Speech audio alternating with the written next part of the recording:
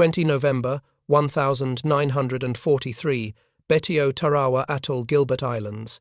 Admiral Raymond Spruance's Fifth Fleet hangs off the reef, while Rear Admiral Richmond K Turner's amphibious force throttles back the bombardment. Rear Admiral Harry W. Hill forms Task Force 53 on the line of departure, and Major General Julian C. Smith's 2nd Marine Division faces the pale line of coral that the garrison of Rear Admiral K.G. Shibazaki swore would stop everything. The sea is too low for boats. LCVPs nose in scrape stall. Then the tracked silhouettes move. LVTs rattle forward, steel shoes biting the coral, their thin skins ticking under splinters and sand. Left 5. Keep moving, a voice snaps, clipped and dry. The first Amtrak climbs the ridge of Reef into a wall of muzzle flashes from pillboxes sewn along Red Beach. A shell punches flame, lifts men tumble off the ramp into waist-deep water. Yet 2 sister vehicles grind past the wreck bows, shouldering through the wash ramps, dropping to wet sand. Aftershock hangs in the air, a rain of coral dust, the sweet stink of hot oil brass clattering on decks. Marines spill low rifles up, dragging a satchel charge toward a dark slit in a bunker face. The blast thumps smoke bellies outward, and the LVT coughs in reverse to fetch another load. A second engagement blooms at the reef edge. A boat pinned on the coral throws its men overboard. They wade the last 100 meters under stitching, fire bodies, jerking helmets flashing. An LVT beside them takes a 75 through the engine, dies hard, and the next vehicle slews left into the gap, ramp down men off the driver, already swinging to back out. Guns bark, then falter. The surf hisses against the coral. Metal ticks as it cools. Breath fogs inside rubber masks. Nothing speaks. By the 3rd week of November 1943, the Central Pacific Drive had momentum, but not yet proof that a fortified atoll could be cracked on schedule. Operation Galvanic set the terms: seize Betio on Tarawa Atoll, fast turn its airstrip into a forward base, then press on toward the marshals before the initiative cools. Admiral Raymond Spruance holds the fleet tight around the reef, while Richmond K Turner manages the amphibious timing. Harry W. Hill's attack force closes the line of departure, and Major General Julian C. Smith's 2nd Marine Division aligns by beach color and minute marks. The plan assumes a tide that will lift the boats over coral.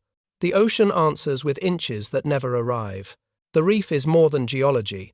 It is the Japanese fire plan.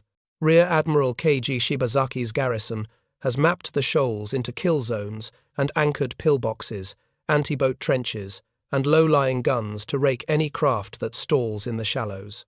Coastal artillery covers the approaches.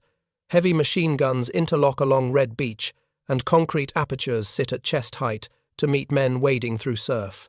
The promise to Tokyo is simple: the reef will hold them where the guns can harvest. American procedure is equally blunt.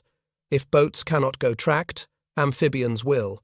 LVTs, conceived as logistics carriers, are reassigned as assault taxis. They are not armored to survive direct fire. They are mechanized bridges that move, unload, reverse, and repeat until a lodgment forms. Turn assigns to preserve tempo even if losses mount. Hill staggers waves so that the moment a ramp drops on wet sand, the next vehicle is already crawling over coral behind it. Shoop's beach teams plan for misfires smoke if the wind allows engineer charges for slits that survive the bombardment tanks ashore as soon as a strip of ground can take a track.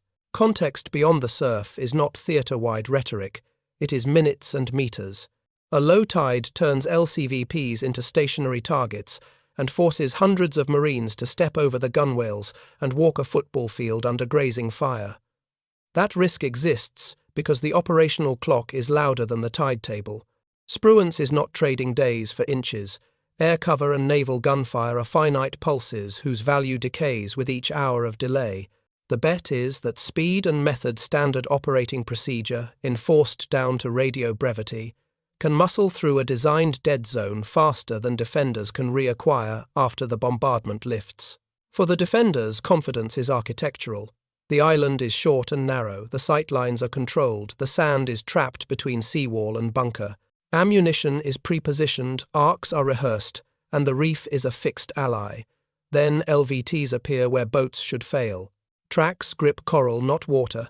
Silhouettes sit higher than a coxswain's gunwale, throwing different angles at embrasures set for a lower profile. The myth meets a machine that changes the geometry by a meter and a second. American morale at this point is not bravado. It is arithmetic. Replacements, hulls and engines exist in depth, sufficient to accept loss so long as the head of the column does not stop. The force is tired and understands that the first hours will cost. The expectation is not that the reef will be kind, but that procedure will be relentless. Left 5, keep moving, ramp down, disembark, cover back out. If one vehicle dies on the coral crown, the next swings through its smoke. If a bunker survives, an engineer team will cut a hole and the tank section will drive around through it at point blank as soon as ground allows. The fear is not personal, it is systemic. A stall at the waterline cascades into a day of attrition with no room to maneuver. The stakes are immediate and practical.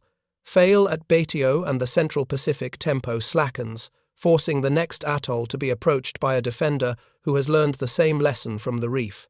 Succeed and the template use tracked amphibians to defeat tide and plan mount tanks early. Push artillery forward becomes doctrine that can be repeated at scale. The Japanese stake is simpler still. If the reef and guns cannot stop the first landing, the island's depth offers few places to trade space for time. Every embrasure that fires in the opening hour is one fewer surprise later. Every destroyed LVT is a momentary pause, not a strategic reprieve. So the frame for what follows is tight. A low ocean, a mapped kill zone, and a force that refuses to wait for favorable water. One side trusts concrete and angles fixed in sand. The other trusts a tracked hull repurposed into a ferry and a ritual of short orders.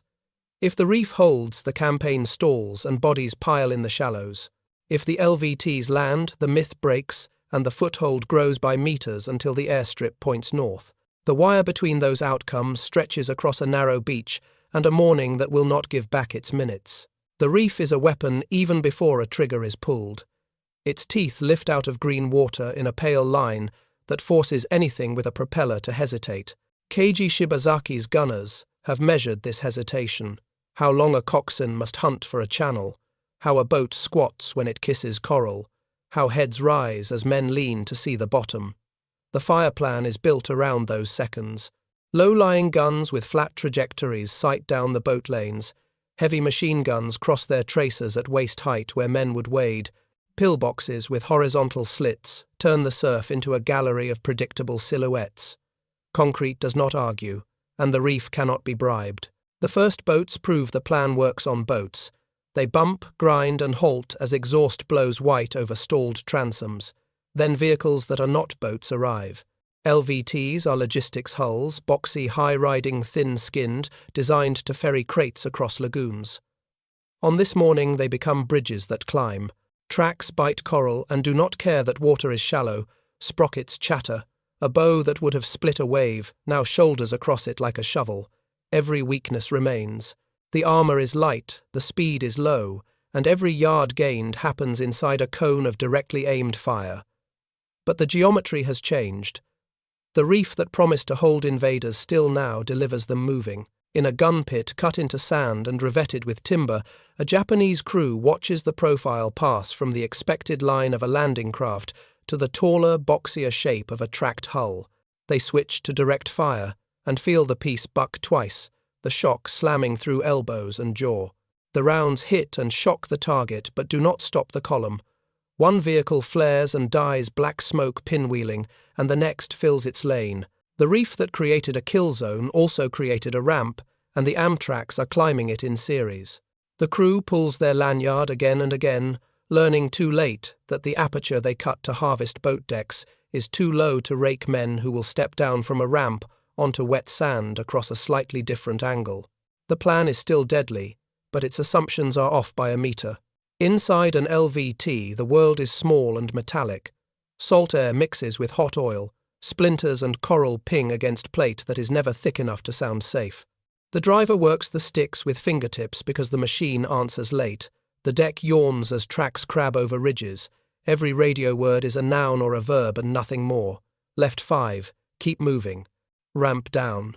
The gun in the turret of an LVT, a 1 throws a short string of 37 millimeters, not to win a duel but to push a bunker's heads back for the 6 seconds between clatter and ramp.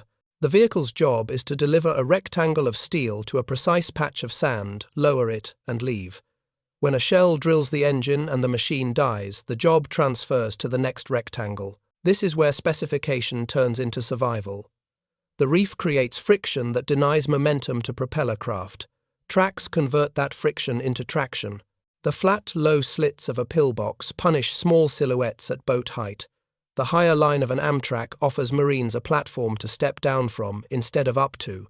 The armor is not a guarantee. Men inside still feel the hull flex when a round strikes and hear a new pitch in the engine when shrapnel finds ducting. But the difference between a boat that must float and a box that can crawl is the difference between waiting for a tide and ignoring it. At a seawall made of coconut logs and sand, a marine engineer team slides along the line where foam meets wood. They count breaths, not meters. Satchel charge, fuse friction push. The plan is to break a mouth in the island where the fire plan assumes only teeth. Behind them, a tank track finally chews onto the beach. An M4, a 2 with wet sand clotted in the cleats, snorts into position and parks its gun muzzle against a dark rectangle. At this distance, optics barely matter. The loader palms a high explosive round, the gunner centers the black, and the commander gives a clipped word. The round hammers the wood, frame jumps, and dust blasts back into the lane. Infantry slither past the tank's right cheek, while the LVT that brought them reverses out engine coughing as spray slaps the grill. 100 meters out where the coral crowns, the pattern repeats. A landing craft stuck fast disgorges men who have to become their own propulsion. They step into water that will not float them and walk. Every stride is a decision not to lie down. Tracers skate across their path, snipping seams in the surf. The driver of an LVT sees them in his periphery and holds a line as a shell cuts his throttle cable. The engine races and then chokes. The vehicle drifts half lame. He yanks the brake, frees the track from a fissure, and the next Amtrak growls by slightly left, using the wounded hull as momentary cover before dropping its ramp in the lee of a pillbox that is still coughing sand from the last 37 millimeters. Impact. The defenders are not passive. They correct. A gun crew abandons a rake across the boat lane and tries to walk rounds onto the higher silhouettes. A machine gun shifts up a notch to meet torsos trending above its old datum. A bunker team swaps belts and recites the drilled routine that has worked on other coastlines. The reef remains their ally. Slow targets remain slow. But each correction costs time, and time is what the attackers buy with procedures. Short orders compress thinking into muscle. Identify, acquire fire, relocate. In the span, it takes a crew to adjust an elevation wheel. A tracked ferry has become a hole opener, and then a shuttle back out to the crown to bring the next file. The kill mechanisms that made the reef terrible still function. A 75mm shell that finds an engine block stops a machine cold and fills its bay with fumes. Thin plates sprawl inwards. Hummingbird swarms of metal around shin bones and packs. A man who steps off a ramp into knee-deep water still finds himself chest-high 10 paces later because the bottom falls away and the surf pulls. The difference is that these experiences happen within a flow that does not end when a single vehicle dies or a single team is cut down. The flow depends on minutes, not hardware purity, and the minutes are protected by the fact that tracks keep arriving. When tanks link with infantry, the geometry bends again. A bunker designed to fight a boat, and then a wave of men on foot must now face a gun whose muzzle is 4 paces from its face. The tank does not need to be invincible. It needs to be present long enough to blow the front off one mouth and let infantry pour through the side. The LVTs complete the loop, carting belts, water and bandages in, and bodies out their roles, shifting back toward logistics, even as the reef continues to demand assault courage of every shuttle. The limits are honest on both sides. Coastal artillery is murderous across channels, but struggles to swing and reacquire once targets break the line and scatter along the beach. Pillboxes are superb at rules they set and bad at improvisation, once smoke and dust hide the fixed sightlines. LVTs remain flammable and slow, and each one that burns leaves bright proof of that. But slow is not stopped when the next driver refuses to lift a foot. On Red 1 and Red 2, the same scene sets and resets. A tracked hull shoulders over the rim, takes hits that sound like hammers on sheet metal, and keeps crawling until its ramp drops at a seam in the weave of fire. Men spill, crab crawl, and vanish into the base of a wall. An engineer's fuse spits in the thin air, a tank's breech clacks, a hole opens, and a squad is inside the geometry the defenders believed could not be entered at speed. 40 yards down the line, the moves repeat with a different vehicle and a different small team, the outcome shaped by the same rules of seconds and angles, not by a miracle. This is how a kill zone becomes a doorway, not by cancelling its dangers, but by converting the single fixed advantage, the reef, into an obstacle that tracks can use and boats cannot. The myth assumed water level, profile, height, and hesitation. The machine that arrived changed each by a notch, and the procedure that followed denied the defenders the time needed to reset the math. This is not luck. It is a tracked ferry turning a kill zone into a doorway. The driver's hands are slick on the sticks, but the machine does not care about hands. It wants inputs. Left 5. Hold the line. The nose of the LVT climbs the pale ridge where the reef shows its teeth. The hull trembles as track shoes find purchase in the coral. Splinters tick like hail on thin plate. Somewhere above and to the right, a 37 starts its short chopping bark, and the turret shakes the deck with each burst meant to pin heads just long enough for the ramp to go down. The driver watches the world through a rectangle of salt and dust. The water is too shallow to float, too deep to run. It is the place where boats die and tracks live. Radio is a metronome. Bear left. Keep it moving. Ramp on my mark. No one answers with words that are not necessary. The crew chief leans into the intercom and counts the last yards to the seawall. The hull shoulders through a low chop. Tracers skate horizontal just above the coaming. The driver dips the left stick to crab the bow into a smear of smoke that a previous burst left hanging. There is no heroism in it. It is geometry. Find the darkest patch, use it to change an angle by a few degrees, by a second for men behind you. Inside the bunker face, the air is wet stone and cordite. A Japanese gun team works in sequence, drilled until it erased names. One man feeds the belt, another rides the spade, grips, another watches a slit of sea where silhouettes should appear at the height of a boat's gunwale. The first landing craft that stopped there died by the rule. Men toppled in the surf, and the water became busy with bodies. The gun commander keeps his face behind the edge of concrete and calls a tiny correction. The gunner rakes his line higher by a notch because the new silhouettes sit wrong, boxier, taller. An order comes from the rear, a word, and then silence, and he presses the butterfly again. The recoil shoves the mount back into its steel shoe. The belt climbs the feed tray, and hot links drop in a bright chain to the floor.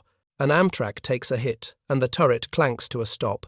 Flame licks the right side panel, and then runs in greasy tendrils along the louver. The driver hears a change in the engine pitch that tells him what the gauges already know, then a whine that tells him the next vehicle is close on the left. He lets the dead hull drift a yard to make space, snaps a single command. Clear left, and the next tracked ferry grinds through the space his machine just owned. The ramp in that second vehicle bangs down, and Marines step through smoke into knee-deep water. Nobody shouts. A squad leader swats shoulders, points 2 men to the right and 2 to the low lip of the seawall, and the first satchel charge rides across open sand in the crook of an arm. The Japanese gun team does not see faces, only movement. They pour a strip of fire where water breaks white and bodies cut it into wedges. A corporal farther back at a low-lying artillery piece has waited for a profile to present square.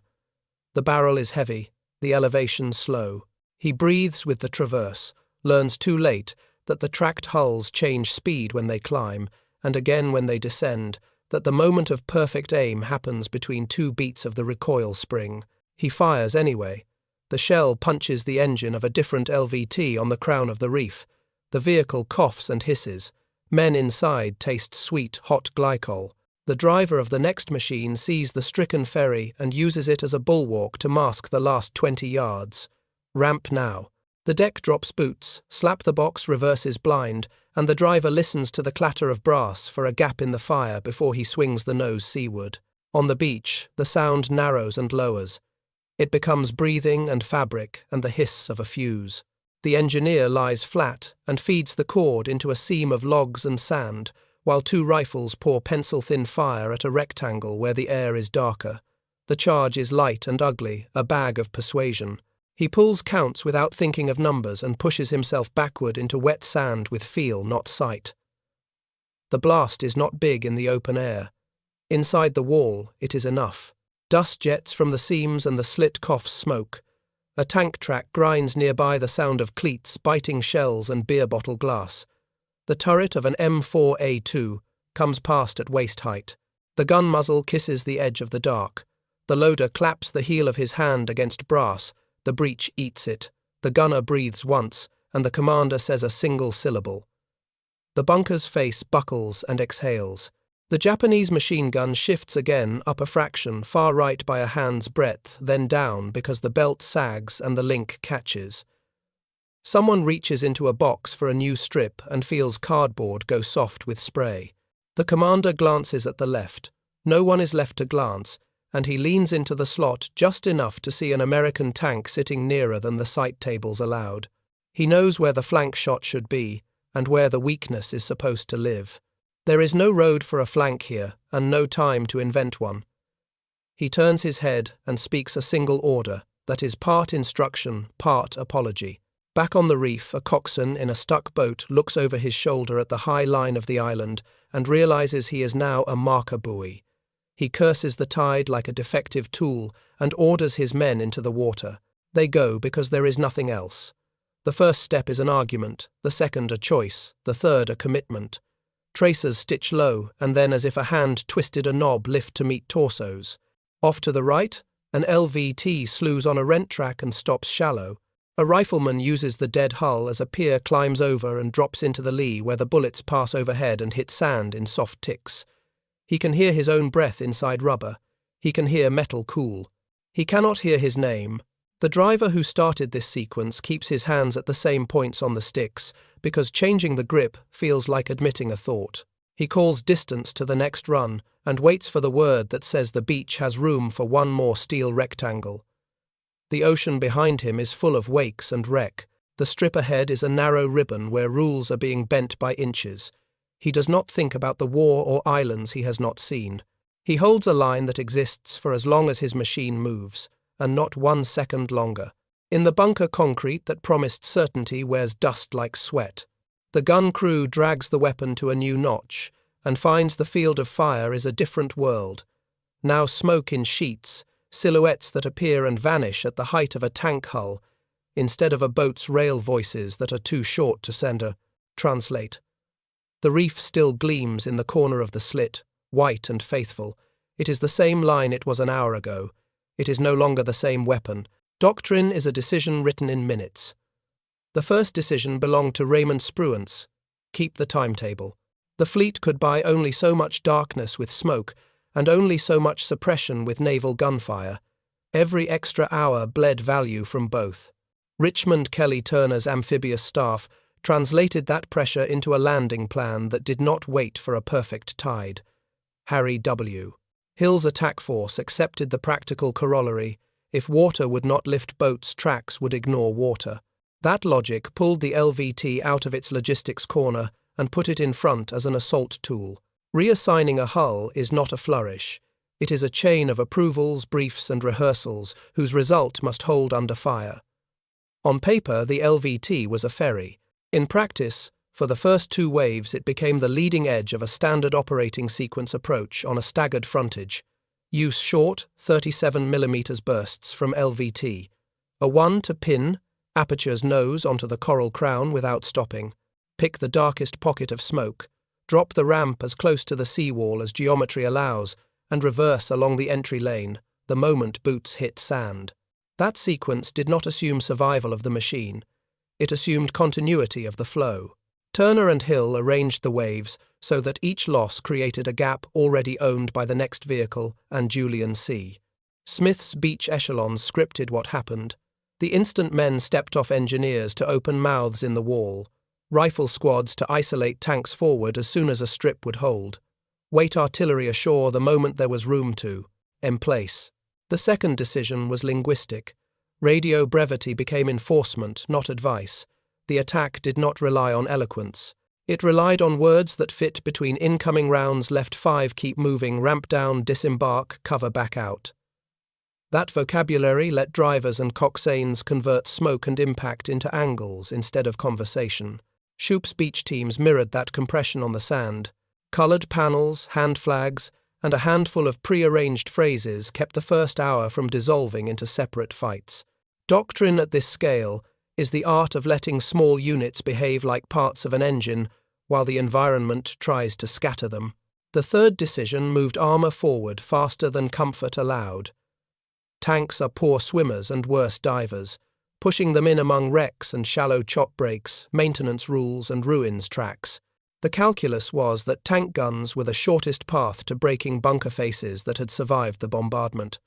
One M4A2 at the right angle spared a platoon's worth of bodies and minutes. The standing instruction was not to duel. It was to drive the muzzle up to a mouth and blow it off. Tank infantry teams formed in meters, not maps. A lieutenant on the beach learned to read the weave of interlocking fire and park his hull where 2 pencil-thin streams crossed. An engineer learned to time a fuse so that an explosion arrived when the gunner could not yet see a target, but knew exactly where a rectangle of darkness lived.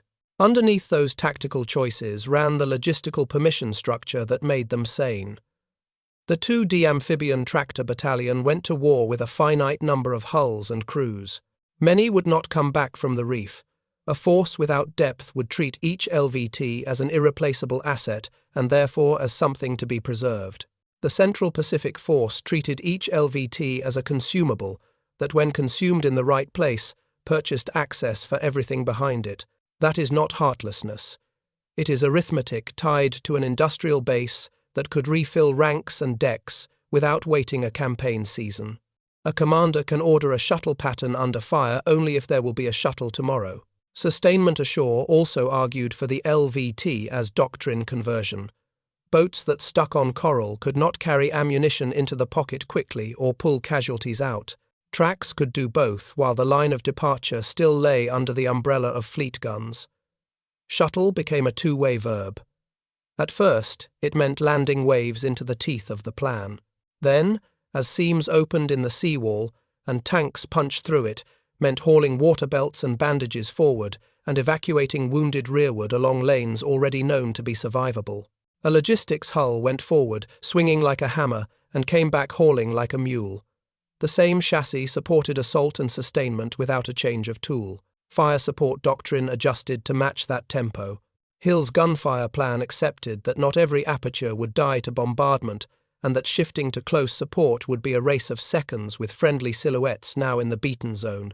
Spotters and ship batteries rehearsed, bracketing the near edge of the beach, then cutting lift at a signal so that LVTs could run the last yards with only the defenders' guns to fear. That is a narrow window to hit. It worked because procedure took precedence over ad hoc initiative. Ships lifted when told, not when they felt ready. Spotters asked for named patterns, not ideas.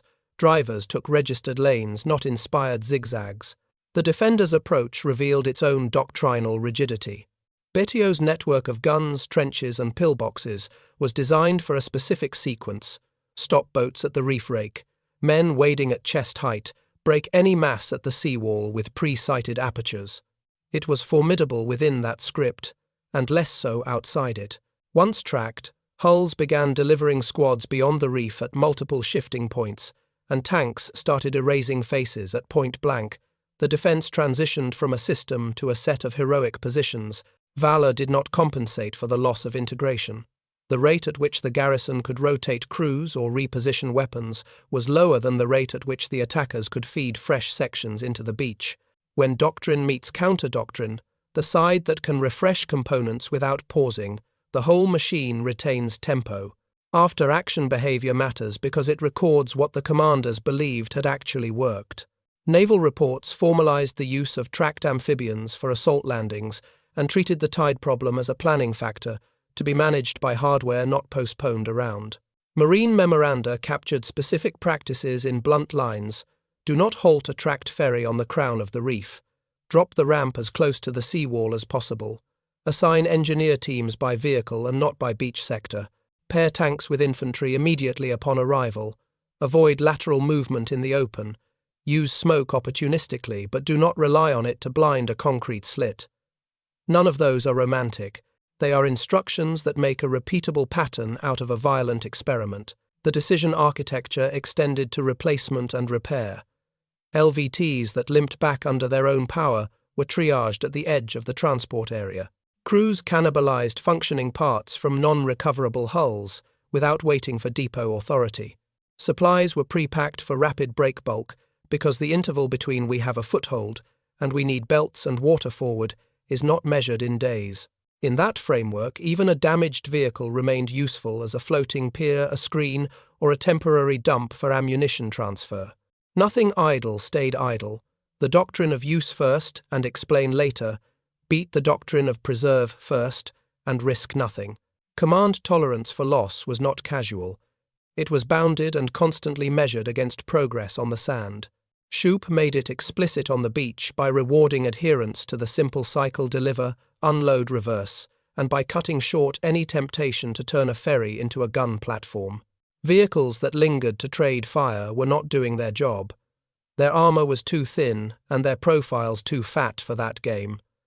Fidelity to role conserved lives better than bravado. The theatre lesson would harden into a manual sentence: a tracked ferry is a door, not a wall. The industrial backdrop explains why these choices could be made early and enforced hard. American shipyards and factories could furnish additional hulls, engines, radios, and spare parts on timelines that made risk rational. That reality let commanders convert opportunity into doctrine during an operation rather than after a season of study. Conversely, the defenders lacked a pipeline to replace weapons and trained crews at the rate losses imposed. Each destroyed pillbox was a permanent deletion. Each killed gun captain retired an irreplaceable familiarity with a specific arc and a specific breeze. Material asymmetry turned tactical adaptation into an operational advantage. Doctrinal evolution shows in what the force chose to remember. The reef did not change, but the plan for dealing with reefs did. Schedulers would study tides, yes, but landing forces would no longer predicate success on favorable water. Assault tracks moved from a contingency note to a first line on the equipment list.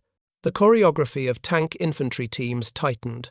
Engineer loads were set with the seawall in mind, and the language stayed clipped, because clipped language had carried men through minutes where eloquence could not. None of this declares the fortified atoll solved. Tarawa's price says otherwise. It states that a specific myth that reef and guns together could stop a landing by holding craft at the waterline met a counter that could be executed by units trained to a short, repeatable cycle and supported by an industrial base ready to absorb loss. From that point forward, the argument was not whether tracked ferries belonged in the first wave. It was how many should lead and how quickly tanks and artillery should ride their wake. America is starting to fight like an assembly line. Japan is starting to manage artifacts it cannot replace. Industry turned a logistics hull into an assault doctrine. The myth broke in two places at once: at the waterline, where the reef had promised to hold men still, and on the duty rosters, where a garrison had believed its apertures and arcs would be enough. The first crack was geometric. Tracked hulls did what the script said boats could not. They turned a line of coral from a barrier into a staircase and kept climbing even as vehicles burned on the crown. The second crack was temporal. The attacker's procedure compressed a morning's worth of friction into minutes that the defense could not match with corrections. Once those two cracks met the reef, and the guns were no longer a system, they were separate hazards inside a fight that was moving past them. On Red Beach, the moment of recognition had the feel of recalculating in a dead reckoning plot. Bunkers, designed to scissor a boat-height silhouette, found men arriving from different angles and at a higher step. Gun crews lifted their aim, shifted a hand's breadth, and were late again. Coastal pieces that had ruled the channels by pre-sight now needed to hunt targets that arrived in short offset surges and then vanished into smoke behind a seawall torn open by charges and tank guns. The reef still punished, mistakes still killed, craft that lingered still tore at everything that weighed too much for too little water. It no longer enforced pause. Without pause, the defense's mathematics thinned. Recognition spread up and down the line as a change in behavior. Machine guns that had raked the wade zone began to favor short, frantic bursts at the edges of smoke plumes, trying to catch squads stepping from ramp to sand. Artillery crews that had stood to their breech blocks with the calm of rehearsal now scrambled to relay for targets a dozen yards inside the beach instead of hundreds of yards out in the lanes. Runners arrived at positions to find the next bunker already fighting alone. The moment when a network becomes a collection of points is difficult to see from above and obvious to every man inside it. You know, because your neighbor's firing stops mattering and your own field suddenly has to do more than it was shaped for. On the American side, recognition also came in behavior rather than words. Drivers who had expected to judge success by survival began to judge it by whether a ramp had dropped close enough to make an engineer's run short. Tank commanders who had been told not to duel declined clean targets across open sand in favor of ugly ones, 2 car lengths from a seawall, because the second choice destroyed a mouth and dragged a platoon forward with it. Squad leaders shortened their commands further, the vocabulary collapsing to numbers, fingers, and the direction of a chin. The myth's collapse was not relief. It was a tightening proof that the angle and the second you needed could be bought more often than you had feared. A different kind of evidence wrote itself into reports that night. The lists of destroyed LVTs were long, and they carried hull numbers that had been counted on at hour. Yet the first line of those same reports did not read failure or delay.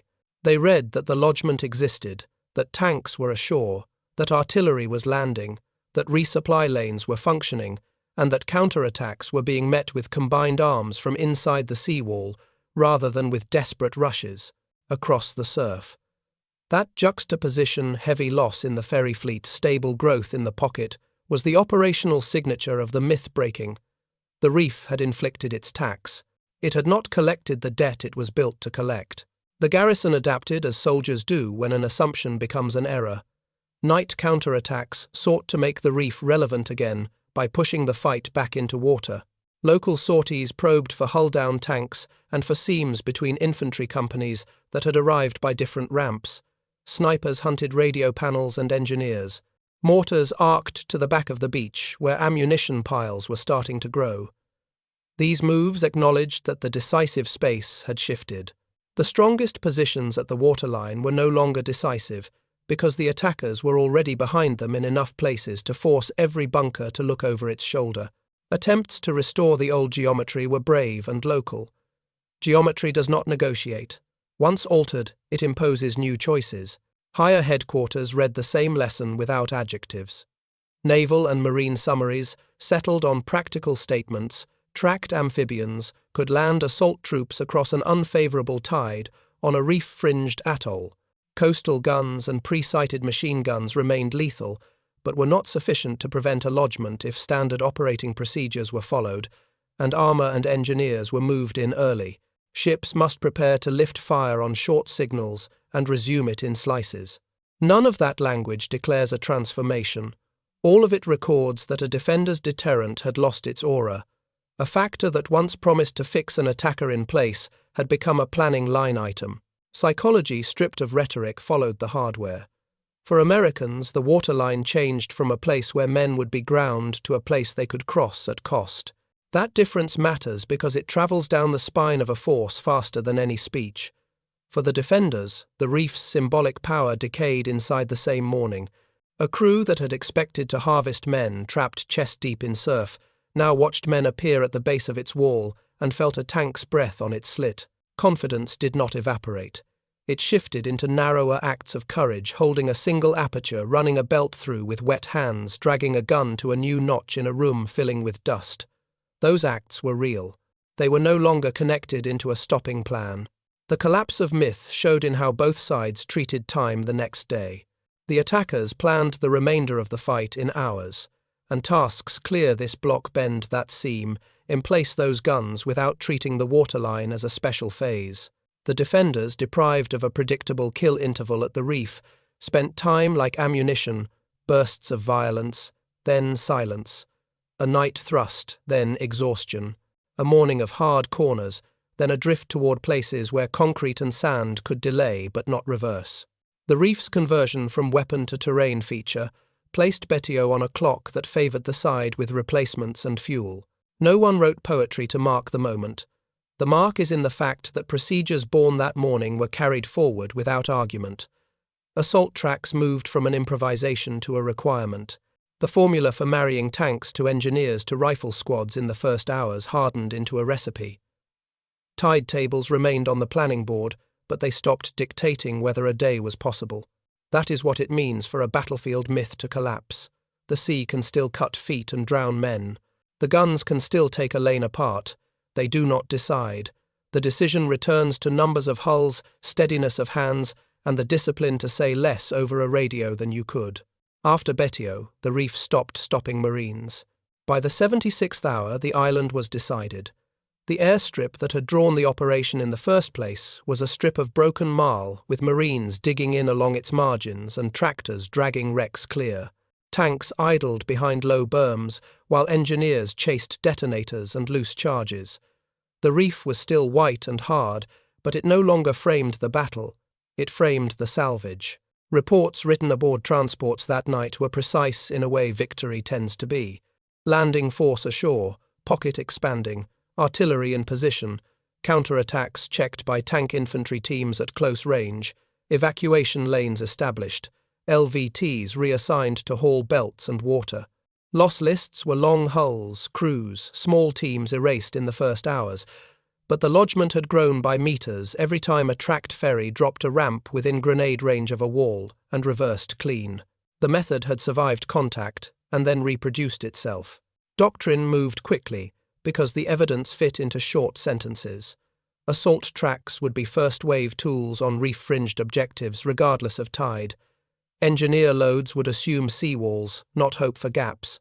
Tanks would be pushed across the line of surf as soon as weight could be borne, not after the beach was tidy. Naval gunfire would plan for slices close to the waterline with rapid lift on terse signals. None of these lines changed the character of island warfare. They cut waste out of its opening hour. The defenders learned as well, but their lesson was grimmer. Betio's script, stop boats, rake the wade, hold the wall, could hurt and delay not forbid. In later battles, the same side dug deeper, laced cave to cave, multiplied mines and obstacles, and shifted killing grounds inward, where tracked ferries could not deliver men directly to a face. The Reef remained a hazard, and occasionally a thief of minutes. It was no longer an argument ender. For the attackers, the psychological shift was practical, not celebratory. Men who had expected the waterline to be a place of paralysis now treated it as a costly passage. That change travelled fast. Training syllabi caught up with field notes. Radio lexicons stayed short. Rehearsals baked in the ugly details. Salt on optics. Coral under tracks. Fuse lengths measured in breaths. Production schedules followed more LVT 4 seconds, with stern ramps to clear faster more LVT, a variance to cowl slits before a ramp dropped, more spares staged forward to keep the shuttle unbroken on day 2 and day 3. The island's tally sits in those same files, a Japanese garrison largely destroyed in place, American casualties heavy for ground measured in hundreds of yards, an airstrip usable sooner than a timetable built around a perfect tide would have allowed. The Reef did not change. The approach to it did. That is the legacy that mattered to planners drawing arrows toward the marshals and beyond. Two questions persist and are worth arguing. If tracked ferries with heavier guns and armour had been fielded 6 months earlier, how much shorter would the first hours at the next reefs have been, and how many tanks and small teams would that have spared? And was the Reef ever the decisive factor at all? Or was it only a force multiplier for defenders, whose true power lay in concrete and rehearsal? Next, we follow the method forward to Saipan, where LVT 4 seconds carry companies over another rim of coral and into sugar fields, and where the counter to seawall and slit becomes a schedule instead of a gamble.